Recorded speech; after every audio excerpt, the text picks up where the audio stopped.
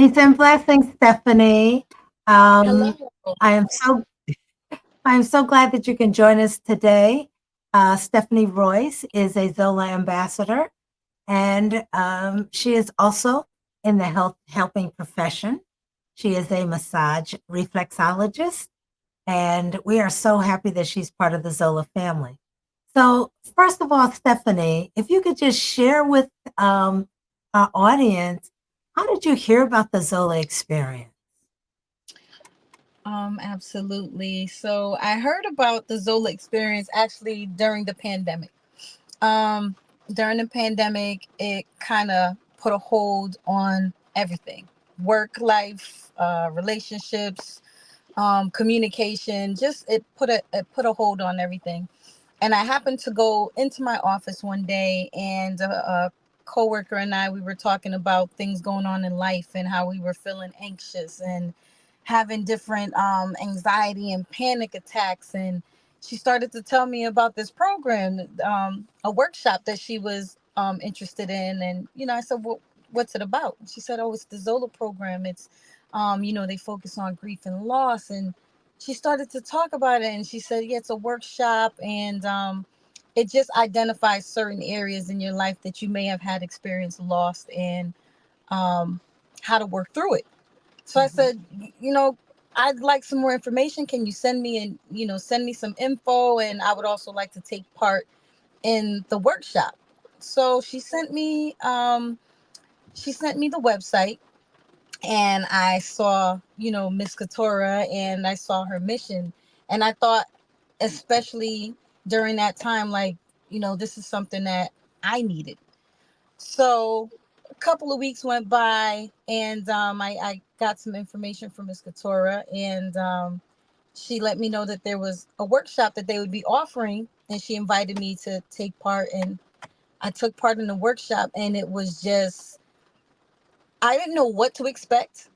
But when I did the workshop, it was a weekend workshop. It was just so informative in areas that I didn't realize I had some form of trauma or some form of loss in my earlier stages of life that had affected me in my latter years. So it was something I needed at the moment. And after going through the workshop, I said to myself, this is something that I would like to continue working with. I would like to share this with other people, because I just really believed in the mission, and I believed in, addressing those stages of loss, identifying those stages of loss, and then also bringing it into the community to people that look like me, people that work in the same field, and just people in Mhm. my community that don't know how to address or identify certain stages of loss, and then Right. different types of loss. Mhm. Mhm. Absolutely. So once you went through the 7 sessions, what would you say was the most impactful takeaway for yourself personally, having gone through the 7 sessions? You had stated that you were like most people, you didn't quite know what to expect. It was a whole new concept, Mhm. um, but you trusted enough that you chose to join us. So, can you just share what might have been uh, the most impactful takeaway that you had after you completed the first phase of the 7 sessions? So the most impactful for me was just knowing that loss is not just the loss of a person. A lot of times we hear, oh, grief and loss, and we think the loss of a person, death. But the major takeaway is, for me, was it can be something as little but deep as loss of an identity, loss of your voice, and not realizing that that has such a profound impact on how you communicate with others, or just how you interact with others. So Mhm. it was just very impactful, and I took away from it that just being able to identify that loss is not necessarily just a person, and how to kind of work through it, and Mhm. um how to get things down on paper and out of your, off of your heart, off of your soul.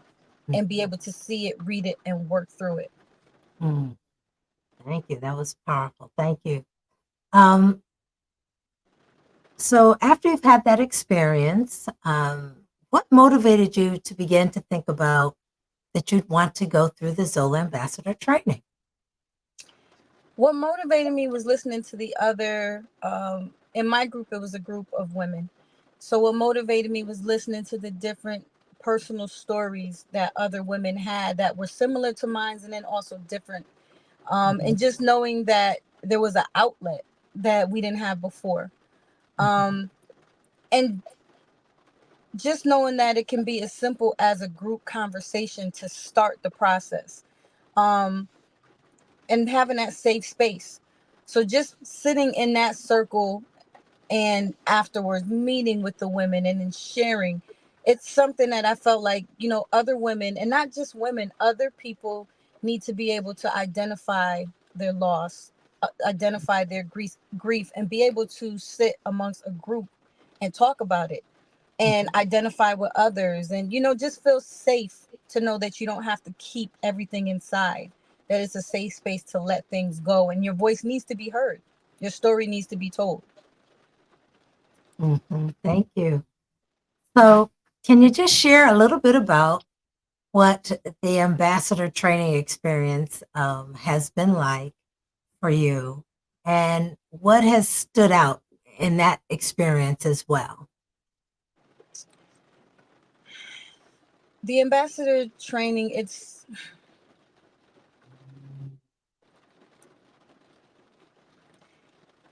it pushes you, and it charges you with the responsibility of helping people identify, um,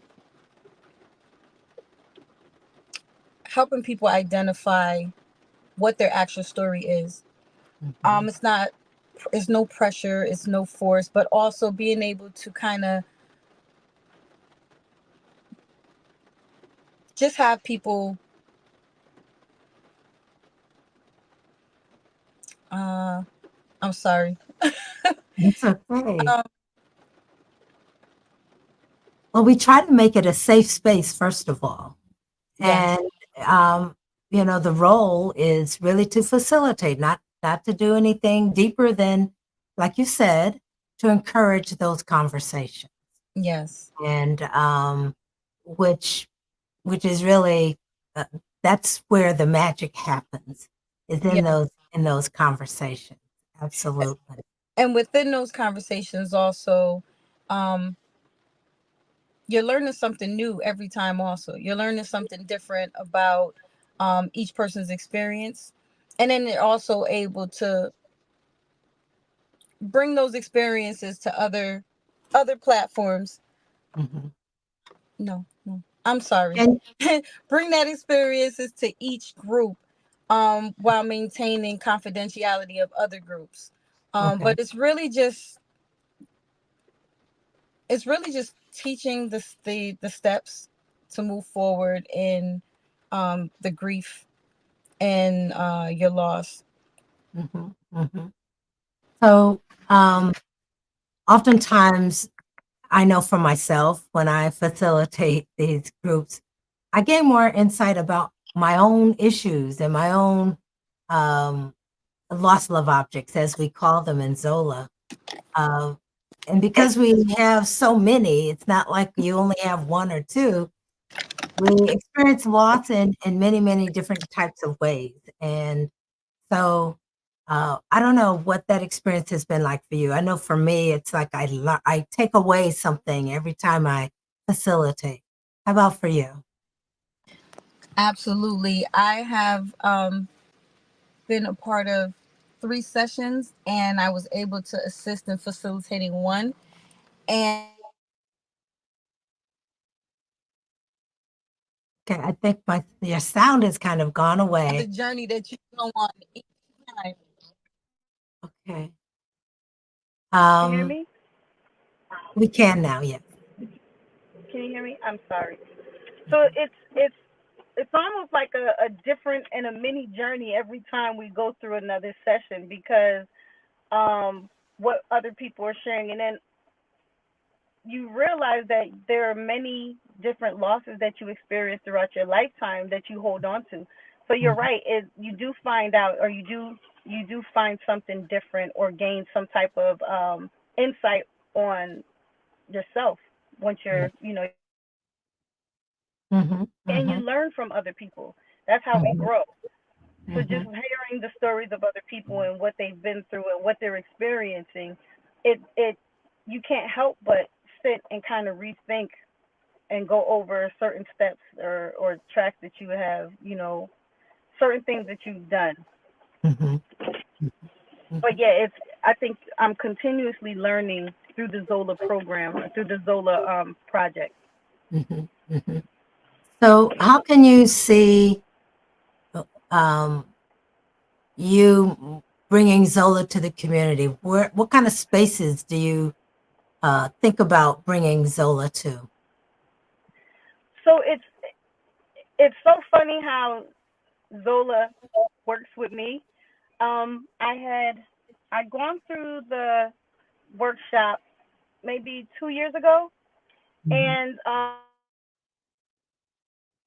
we had a little break in between, and I went to visit my niece, and I had put the Zola book down for a while. This is, I went through the Zola training in maybe July or August, and I put the Zola book down. Life started up again, and well, it continues. And we had an unexpected loss in my family, and it Mhm. it was, and that's what loss is. It's unexpected, and I was just so grateful. I had my Zola book on me at the time, and there was so much that I was able to take from the Zola from the workbook um, to assist my niece. My niece had lost a child, and Mhm. there were just certain things that I could talk to her about. Writing a letter to the lost love object. It's just it can be used at any time, and as long as you. And that was it. That was a family tragedy that we had, and I was Mhm. able to pick that book up and utilize it for my niece. I have friends in the workplace that lost jobs. I'm able to utilize the ZOLA experience in the loss of the workplace. Mhm. Um, you can use this anywhere. You can use this with mothers of children in daycare. You can use this in the church. You can use this if you have a workshop with just your girlfriends.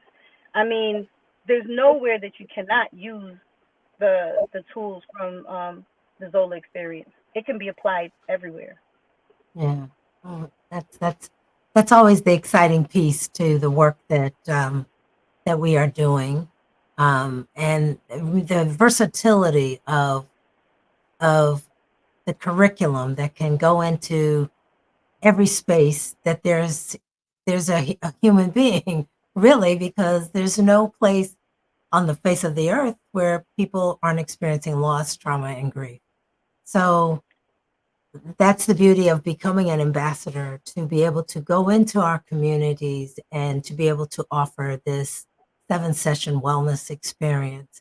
Um, we're finding that we're using it for reentry programs of individuals coming from incarceration back into the general community, uh, recognizing that realistically there was a loss prior to them going into the incarcerated state, and then when they came out, there's additional loss. You lost even the familiarity of being incarcerated. Now you're back into the general population, but that in and of itself is an adjustment. And so we recognize that anytime there's a major shift or a major adjustment in someone's life, that we need to lend voice to those kind of experiences so that people can have some insight about it and begin to resolve the unspoken emotional piece to it, so that they can move forward.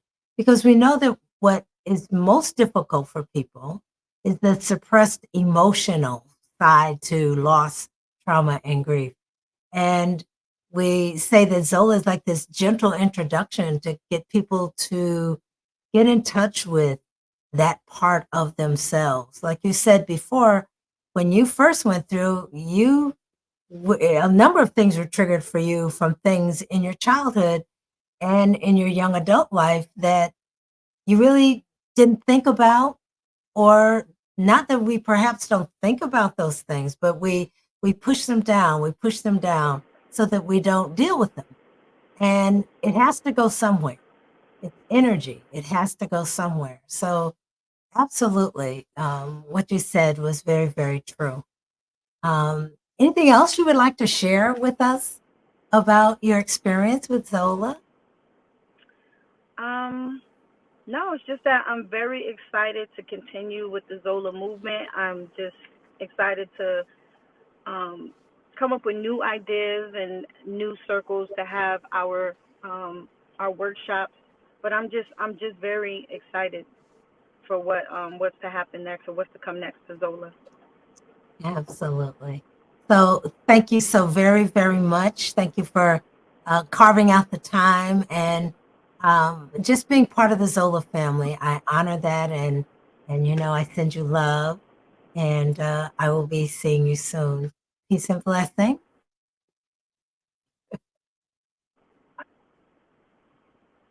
Thank you. Please invest in. All right. So I want to just thank, Stephanie for coming forward and just sharing her story. So sometimes what we do with Zola is we read affirmations, and then we call that a Zola moment. And we're going to be having more of those as we develop the podcast. And so we're going to have a Zola moment right now. And I'm going to take our book, The ZOLA Experience. And this is a wonderful, I know that I wrote it, but I will tell you it was divinely inspired. And so in the back of the book, um, there are a number of affirmations of uh, things that, um, little sayings or some writings that have crossed my path that I thought were meaningful.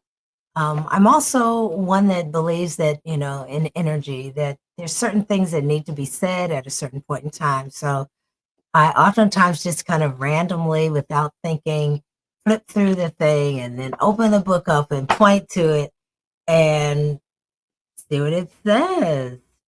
It says, let your heart speak to others' hearts. Let your heart speak to others' hearts. Um, when we think about that, that is the essence of the Zola experience. We oftentimes, when we think about our hearts, what is the energy that comes from the heart? It's love. And so that if what we're saying is that Zola means to love, and so that oftentimes we hear this saying that want for your brother or your sister what you want for yourself. But if you don't know yourself, and if you don't love yourself, and therefore you may not know what you want, and so therefore you can't know what you would want for me. Uh, but if you are coming from a place of love, and love lives in your heart, and love is growing in your heart, which is the highest vibration that you can aspire to. I truly believe that love is the vibration of the divine. Love is the vibration of God, of Allah, of all things in creation that are wonderful, beautiful, and good. And some people say, well, sometimes there's tragedy. What do you do with that, right? How can that be good? But we learn from that, and oftentimes, what happens in our communities when the community is faced with a tornado, say, for an example. Um, it's the love of humanity that is highlighted. It's the love of their fellow human being that comes forward at that moment in time where we do astronomical and phenomenal things for our neighbors. We come together, we bring food, clothes, shelter. We open our hearts for our fellow human being. And that is really the energy that if we can, as a society, as a community, as a family, and as an individual, if we can come from that energy of love, from our hearts for the betterment of self, family, community, and ultimately humanity, it will change the vibration of the world. I know there's a lot of stuff going on in the world today that is tragic, that is hurtful, but I look for the human spirit. I look for the love that comes from the human spirit in all of those places, whether it's the children that are find someone brings art to children in depressed areas, or people that volunteer to do acupuncture in disaster areas, or whatever it is. I truly believe in the human spirit. And that's why I do the work that I do, um, and have been doing this work all of my career. And even here I am in retirement, I was motivated and divinely inspired to continue to do the work. So, what I want you to do is at the bottom of the screen, you will see the ticker tape that says donate to, and go to the website of www.thezolaexperience.org. Explore the website, look at our mission, see what we're about, and give freely. Help us to help the world, to give the ZOLA experience to the world. And I know sometimes that sounds a little lofty, but we have lofty ideas, and that are coming out of a space of uplifting humanity. So if you're out there and you want a purpose and you want something to focus on, contact us today. And we will show you and let you know how we are going to be able to change the world, one cohort at a time. So thank you for joining us on this episode of the ZOLA Experience. Peace and blessings. Open